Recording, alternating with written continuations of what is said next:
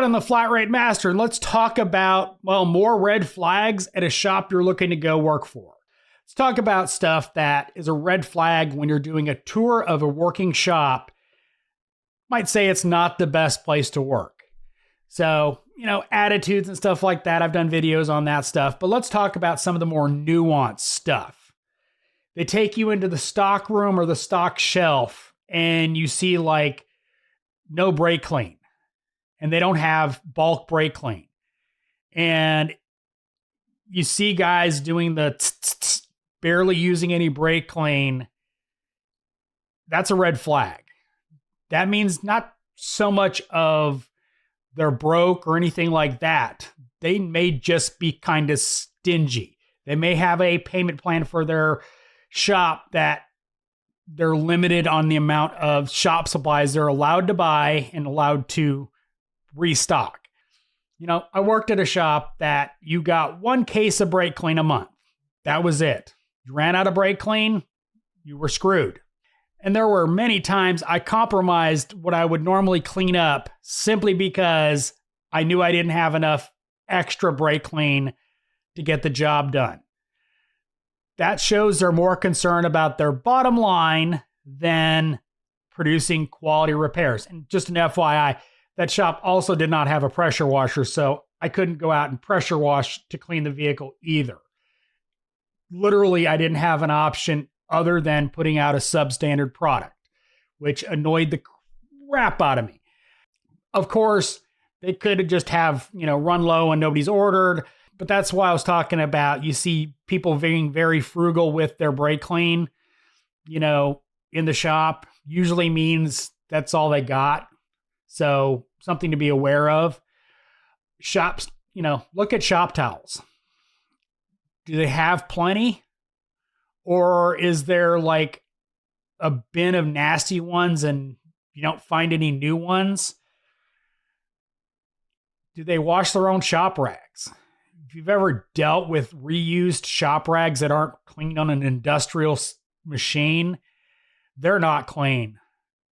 You clean up any amount of grease or oil with a shop rag and it's run through a conventional washing machine, it's basically throw it out because it's not coming clean and it's going to be nasty next time you use it. It's not going to soak up anything. That's another big red flag. All right, let's talk uniforms. Now, this one is contentious. Now, the new hotness for shops is to provide shirts, maybe buy pants for you, but want you to wash them yourself. And you really don't want to wash your own clothes. I hate to tell you this. Not counting the pain in the buttness of it, but honestly, the grease is going to destroy your washing machine. The seals will go bad. It will kill your regular washing machine. That's why companies like Cintas have massive commercial machines to wash uniforms. Now, while it may not be a deal breaker for you, it should be a concern. Because if they're more concerned about spending a couple bucks on some embroidered shirts and not giving you access to a way to wash them or have them washed, kind of shows something about them. Entirely up to you, but I think it should be a red flag for me personally. And to keep in mind, I hate Cintas. I hate them with a passion. They screw up so much.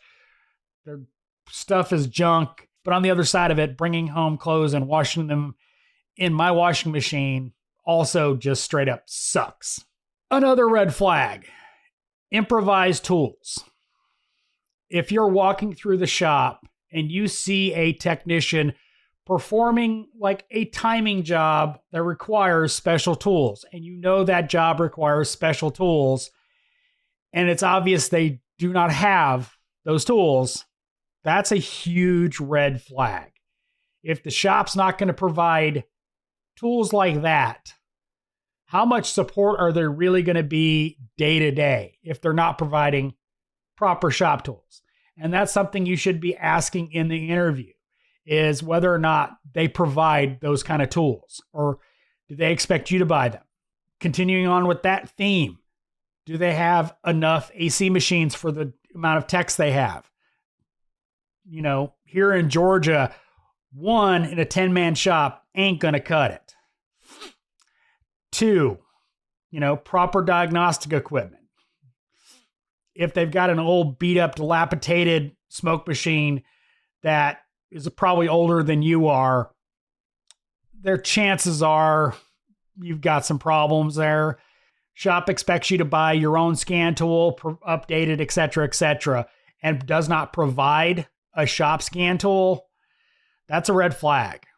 Now, I have no problem providing my own scan tool. I prefer it. There should always be a shop scan tool because you need a scan tool to do resets and breaks, etc. And if the junior technician has to borrow your scan tool to do a brake job, meaning you can't do that diagnostic because they have your scan tool, that's going to be a huge problem. Now, on the other side of it, if they don't have a shop scan tool, you can just take that brake job from that junior tech because he doesn't have the proper tools. But it's a red flag as far as how the shop operates. If they operate so poorly towards a technician, how are they going to treat you as a technician? So just something to be aware of. Another important factor is parking for technicians. Find out where you have to park. Seems weird. Seems kind of odd to ask about that. Shops are generally in industrial areas, not in the usually best places in town. And if you have to park way away and there's no cameras on your vehicle, chances of break-ins, damage, having to park on the street and then having your vehicle sideswiped by a U-Haul truck. That happened at the old shop. And other times, other vehicles got damaged as well. So if you care about your vehicle, care about the parking situation. Because if they don't have proper parking for employees' vehicles, where are they parking customer cars? And how many times are you going to get yelled at and cussed at because somebody hit a customer's car because where you parked it? Parking is important. We park a lot of cars working on, cars. So if they can't properly take care of your car, how are they going to take care of the customer's car? Let's talk access to information. Let's say they only subscribe to AllData or Mitchell or Identifix, only one of them. That in itself is not a red flag. They may not understand that it's very helpful to have multiple sources of information. How you access it is really important. If you only have access to one computer in the shop that has access to AllData, that's a red flag. Every technician in a shop should have direct access to information. If they don't, if they have to go to one central computer somewhere, that's a huge red flag.